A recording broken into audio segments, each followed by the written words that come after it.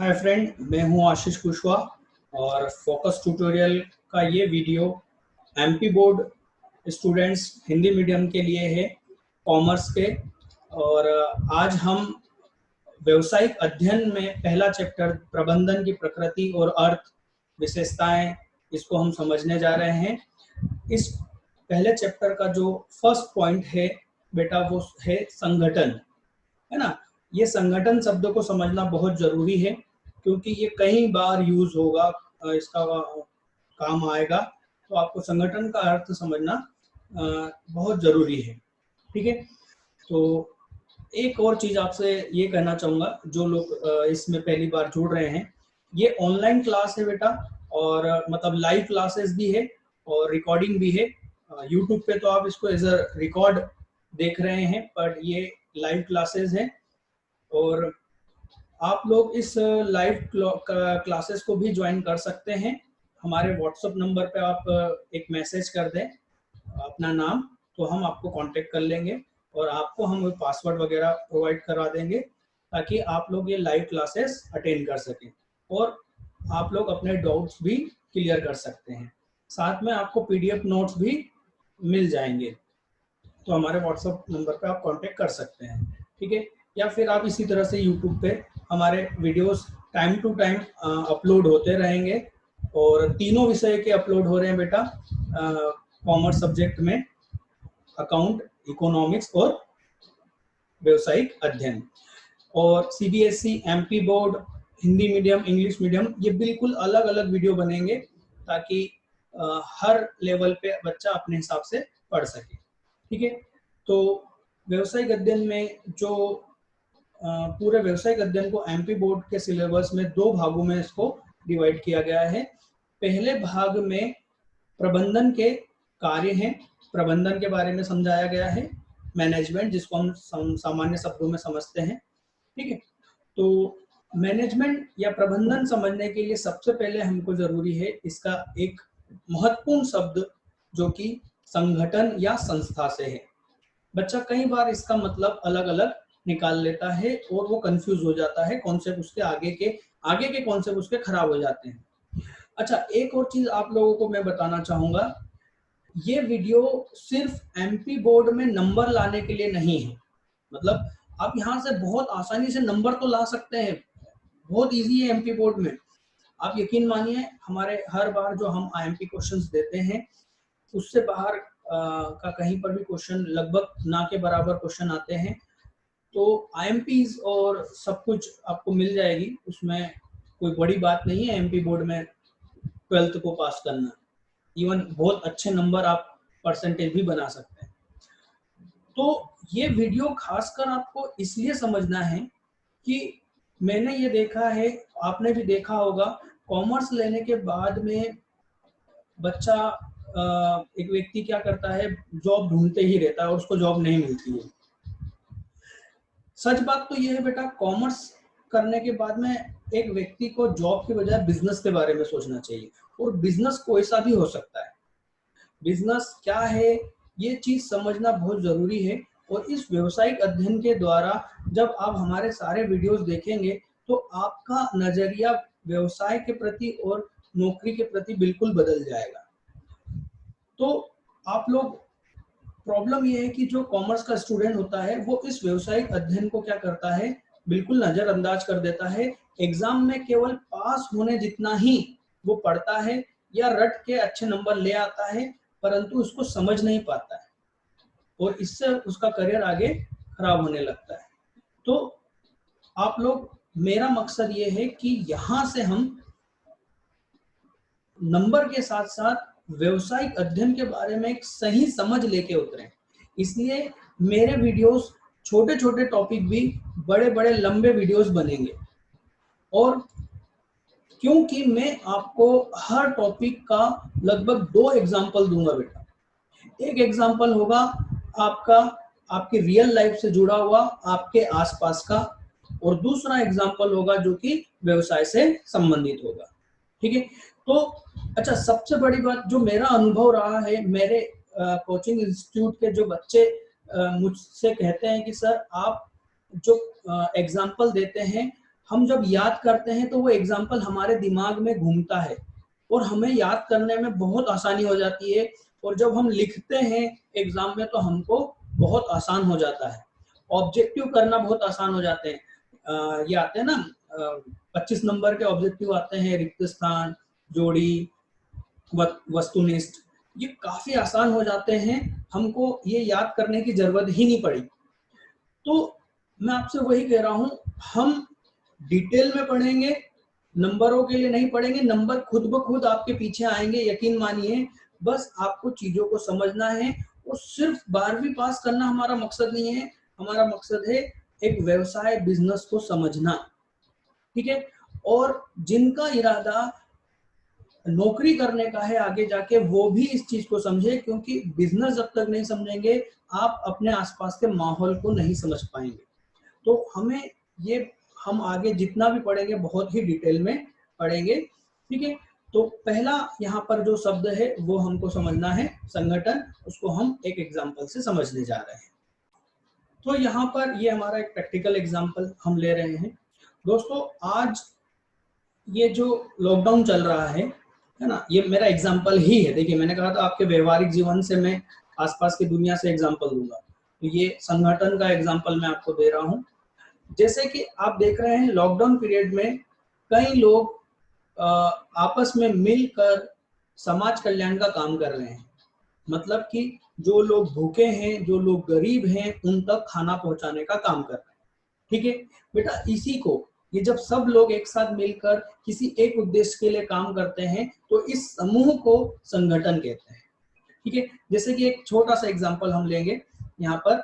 मान लीजिए कि यहाँ पर ये कुछ दोस्त लोग हैं, फ्रेंड्स हैं, ABCDEF, और इन लोगों ने डिसीजन लिया है कि ये लोग समाज कल्याण करेंगे। जो लोग लॉकडाउन पीरियड में गरीब लोग हैं उन तक खाना पहुंचाने का काम करेंगे, राइट। तो क्या ये सभी लोग एक ही काम करेंगे? नहीं, ये अपने अपने काम को क्या कर लेंगे, बांट लेंगे, डिवाइड कर लेंगे। जैसे मान लीजिए ये ए है, ए को फाइनेंस मतलब कि पैसा लाने की जिम्मेदारी दी गई है। मतलब जितना भी पैसा लगेगा वो कौन लेके आएगा? ए। ये अपने पास से नहीं लगाएगा बेटा, ये लेके आएगा, दान लेके आएगा, लोन लेके आएगा, जो भी तरीका है, जो भी इन लोगों ने डिसाइड करा है, ठीक है। वहां से ये पैसे का बंदोबस्त करेगा, ठीक है। समय समय पर पैसा लाना, उपलब्ध करवाना, ये ए का काम है, ठीक।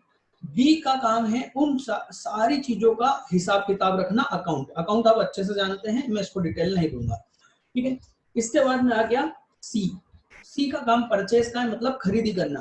क्या खरीदी करना? अरे भाई, खाना बनाने के लिए जो भी कच्चा सामग्री लग रही है, आटा, दाल, चावल, जो भी लग रहा है, सब्जी, ये कौन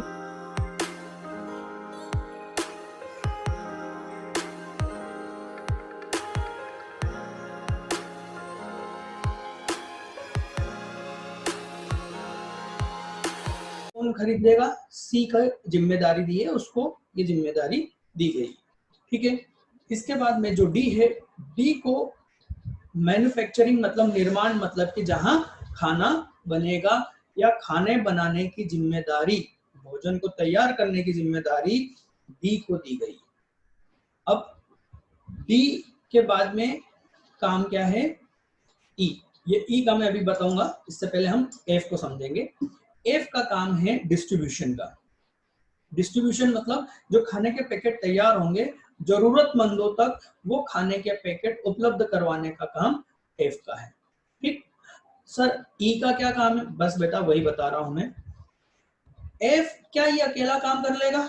नहीं, इसको कई लोगों की जरूरत होगी। मान लो इसको 10 लोगों की जरूरत होगी, इसको एक गाड़ी की जरूरत होगी जहां पर ये सामान लोड कर सकता है, ठीक है।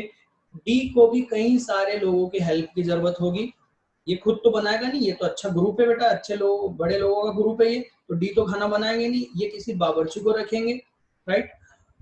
और उसको भी कई सारे लोगों की जरूरत होगी, ठीक। सी को भी साथ में कई लोगों की जरूरत हो सकती है, ए को भी और बी को भी।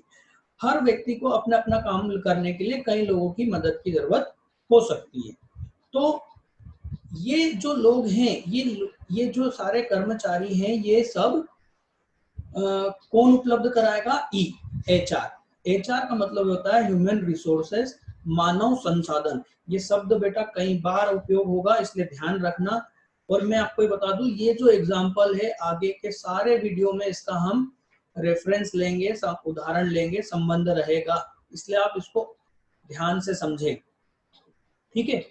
तो ये जो एचआर मानव संसाधन विभाग का काम क्या होता है, हर विभाग में जो मानव की जरूरत होती है उसको पूरा करने का काम इस एचआर का काम होता है, ठीक है। तो इस एचआर का काम, अब यहां पर हम आगे देखेंगे कि इसमें तो इस तरह से इन लोगों ने अपने अपने कामों को क्या कर लिया, बांट लिया, राइट।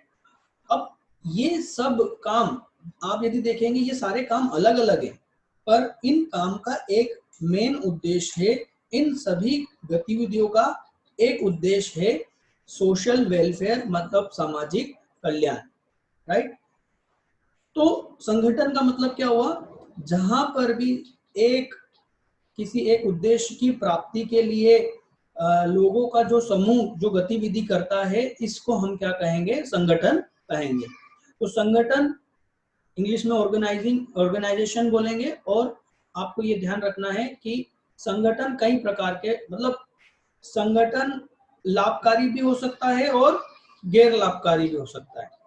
बच्चा पूछता है सर बिजनेस से इसका क्या संबंध है।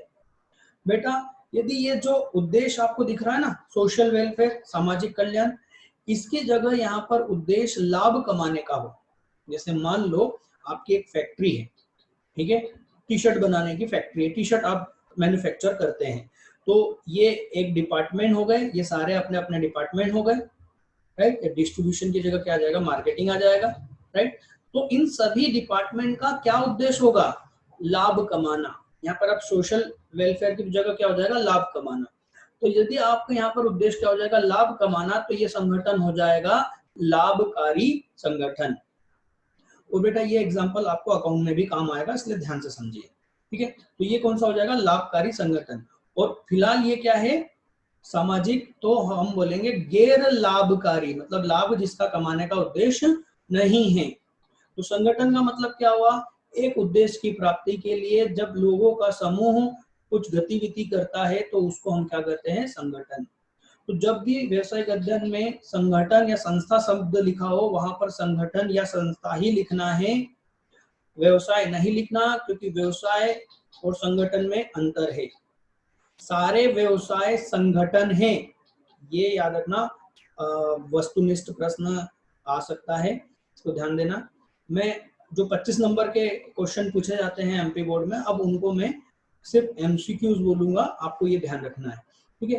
तो इस तरह से वो आपका एमसीक्यूज बन सकता है कि सारे संगठन, सही गलत बन सकता है कि क्या सारे संगठन व्यवसाय हैं, तो आप बोलेंगे गलत। क्यों, क्योंकि संगठन लाभकारी भी हो सकते हैं, ठीक। या फिर इस तरह से पूछा जाएगा कि सारे व्यवसाय संगठन है, तो बोलेंगे हाँ संगठन है, क्योंकि वो कौन सा संगठन है, लाभकारी संगठन है, ठीक है। तो आज हमने इस शब्दों को समझा है। आगे के वीडियो में हम बहुत ही दो महत्वपूर्ण शब्दों को समझेंगे। आप हमारे चैनल पर बने रहिए।